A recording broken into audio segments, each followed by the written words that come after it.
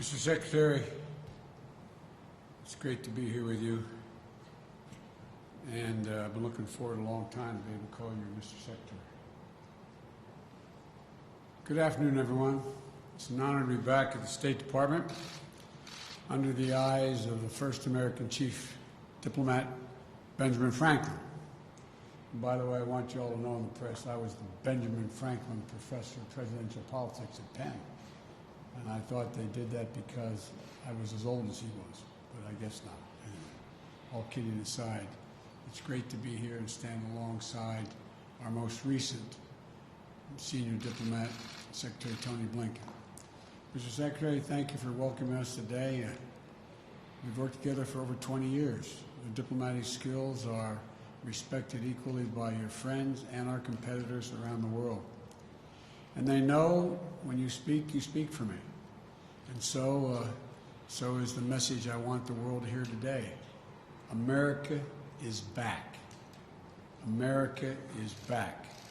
Diplomacy is back at the center of our foreign policy. As I said in my inaugural address, we will repair our alliances and engage with the world once again, not to meet yesterday's challenges, but today's and tomorrow's. American leadership must meet this new moment of advancing authoritarianism, including the growing ambitions of China to rival the United States and the determination of Russia to damage and disrupt our democracy. We must meet the new moment, accelerating global challenges, from the pandemic to the climate crisis to nuclear proliferation, challenging the will only to be solved by nations working together and in common. We can't do it alone. That must be we must start with diplomacy, rooted in America's most cherished democratic values, defending freedom, championing opportunity, upholding universal rights, respecting the rule of law, and treating every person with dignity. That's the grounding wire of our global policy, our global power. That's our inexhaustible source of strength. That's America's abiding advantage. Though many of these values have come under intense pressure in recent years, even pushed to the brink in the last few weeks, the American people are going to emerge from this moment stronger, more determined, and better equipped to unite the world in fighting to defend democracy, because we have fought for it ourselves. Over the past few days, we've been in close cooperation with our allies and partners to bring together the international community to address the military coup in Burma. I've also been in touch with Leader McConnell to discuss our shared concerns about the situation in Burma, and we are united in our resolve. There can be no doubt, in a democracy, force should never seek to overrule the will of the people or attempt to erase the outcome of a credible election. The Burmese military should relinquish power they have seized, release the advocates and activists and officials they have detained, lift the restrictions on telecommunications, and refrain from violence. As I said earlier this week, we will work with our partners to support restoration of democracy and the rule of law and impose consequences on those responsible. Over the past 2 weeks, I've spoken with the leaders of many of our closest friends: Canada, Mexico, the UK, Germany, France, NATO, Japan, South Korea, Australia, to reforming the habits of cooperation and rebuilding the muscle of democratic alliances that have atrophied over the past few years of neglect and, I would argue, abuse. American alliances are our greatest asset, and leading with diplomacy means standing shoulder to shoulder with our allies and key partners once again. By leading with diplomacy, we must also mean engaging our adversaries and our competitors diplomatically, where it's in our interest, and advance the security of the American people. That's why yesterday the United States and Russia agreed to extend the New START Treaty for 5 years to preserve the only remaining treaty between our countries safeguarding nuclear stability. At the same time, I made it clear to President Putin, in a manner very different from my predecessor, that the days of the United States rolling over in the face of Russia's aggressive actions, interfering with our elections, cyber attacks, poisoning its citizens, are over. We will not hesitate to raise the cost on Russia and defend our vital interest and our people. And we will be more effective in dealing with Russia when we work in coalition and coordination with other like-minded partners. The politically motivated jailing of Alexei Navalny and the Russian efforts to suppress freedom of expression and peaceful assembly are a matter of deep concern to us and the international community. Mr. Navalny, like all Russian citizens, is entitled to his rights under the Russian Constitution. He's been targeted for exposing corruption. He should be released immediately and without condition. We'll also take on directly the challenges posed by our prosperity, security, and democratic values by our most serious competitor, China.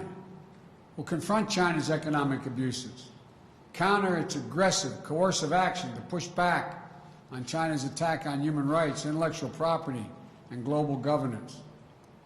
But we are ready to work with Beijing when it's in America's interest to do so.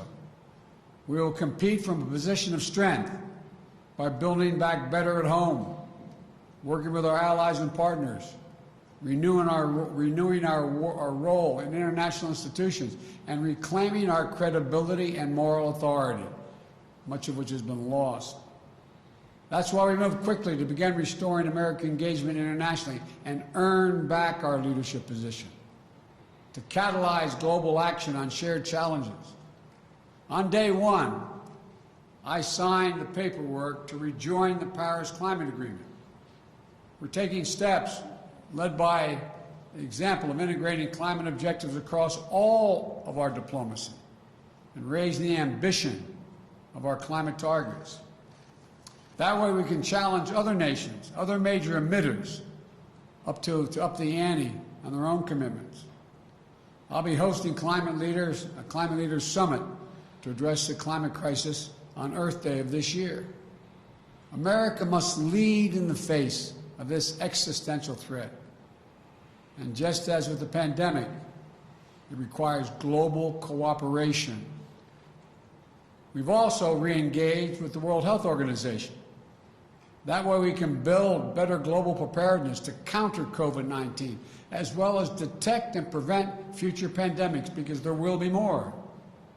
We've elevated the status of cyber issues within our government, including appointing the first Deputy National Security Advisor for Cyber and Emerging Technology.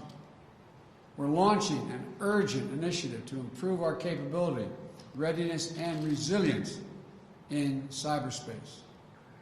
Today, I'm announcing additional steps to course-correct our foreign policy and better unite our democratic values with our diplomatic leadership. To begin, Defense Secretary Austin will be leading a global posture review of our forces so that our military footprint is appropriately aligned with our foreign policy and national security priorities. It will be coordinated across all elements of our national security, with Secretary Austin and Secretary Blinken working in close cooperation. And while this review is taking place, we'll be stopping any planned troop withdrawals from Germany. We're also stepping up our diplomacy to end the war in Yemen, a war which has created a humanitarian and strategic catastrophe. I've asked my Middle East team to ensure our support for the United Nations-led initiative to impose a ceasefire, open humanitarian challenge, and restore long-dormant peace talks. This morning, Secretary Blinken appointed Tim Lenderking, a career foreign policy officer, as our special envoy to the Yemen conflict, and I appreciate his doing this. Tim has lifelong experience in the region. and he'll work with the UN envoy and all parties of the conflict to push for a diplomatic resolution. And Tim's diplomacy will be bolstered by USAID working to ensure that humanitarian aid is reaching the Yemeni people who are suffering unendurable devastation. This war has to end.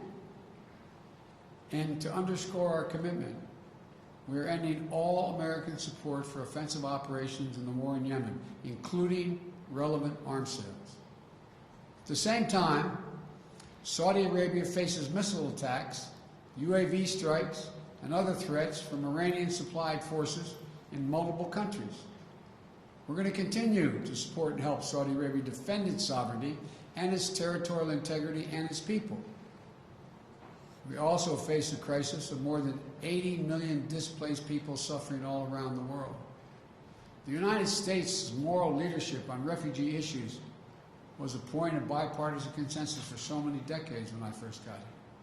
We shine the lamp of liberty on oppressed people. We offered safe havens for those fleeing violence or persecution.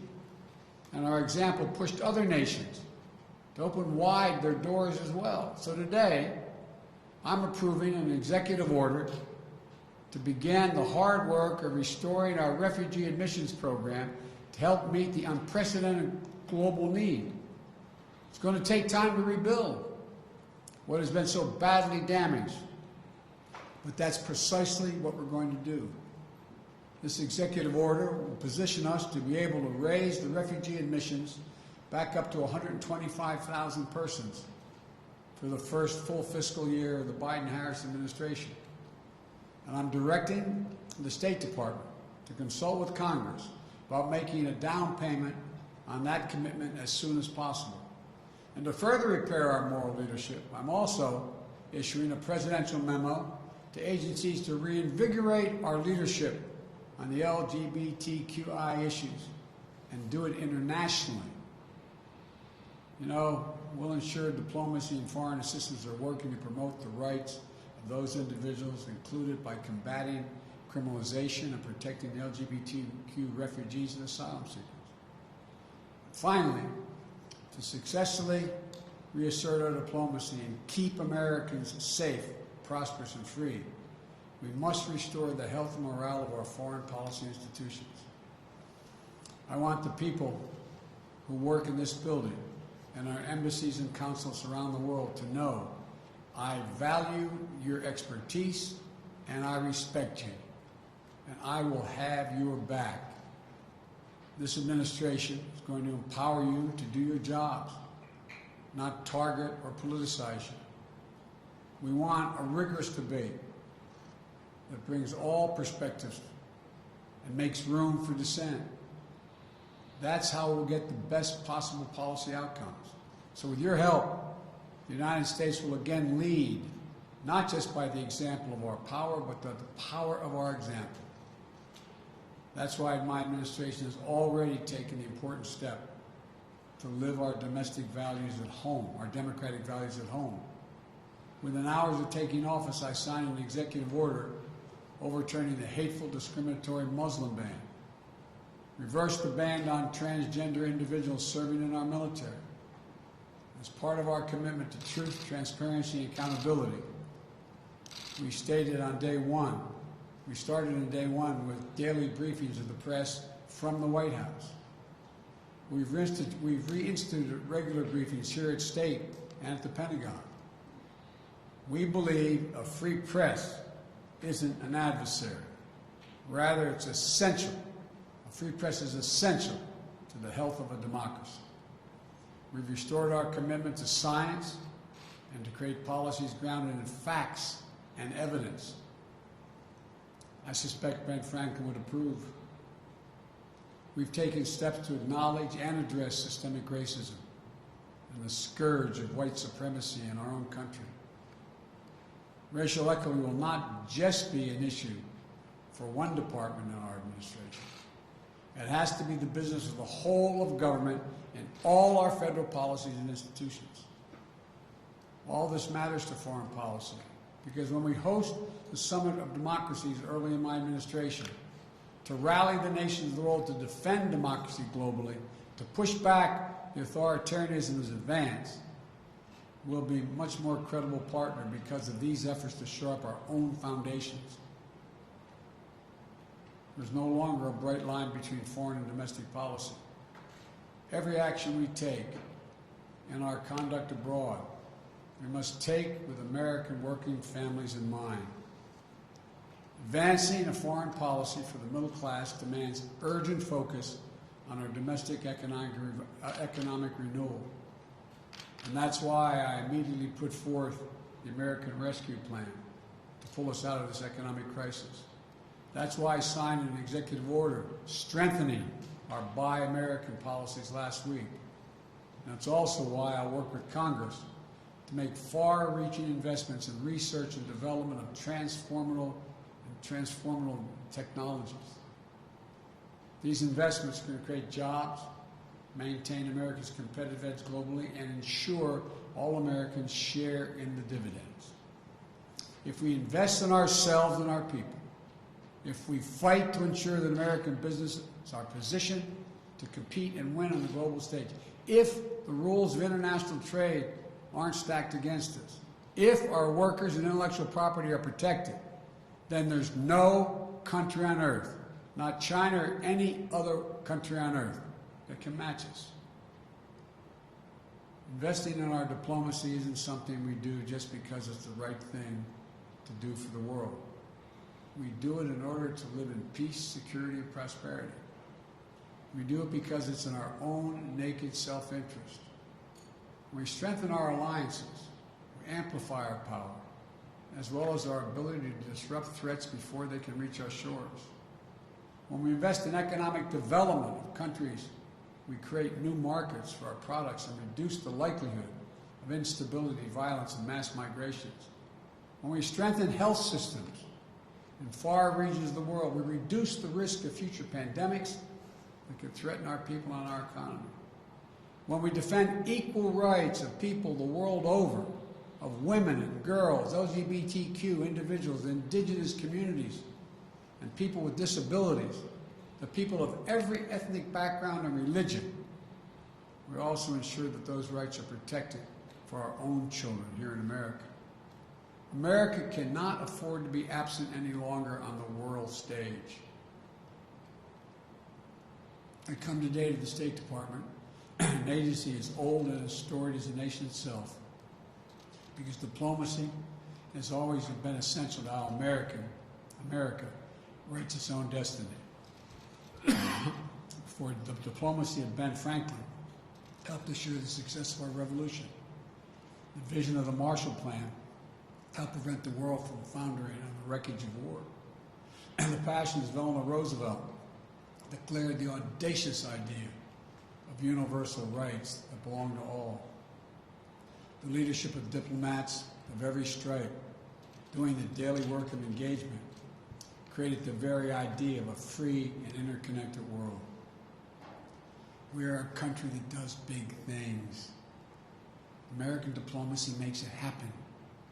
And our administration is ready to take up the mantle and lead once again.